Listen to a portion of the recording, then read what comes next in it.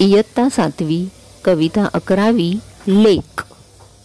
लेक तांबड कुंदन, लेक हिरव गोंदण, लेक झाडाची पालवी, लेक हाडाचं चंदन, लेक असता मनाची सारी काळजी मिटते, लेक असता घराची रोज समयी पेटते,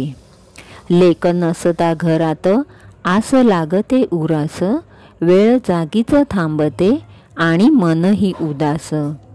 अशी चिमणी बोलकी साऱ्या घरात हसते, थोडे रागावले तर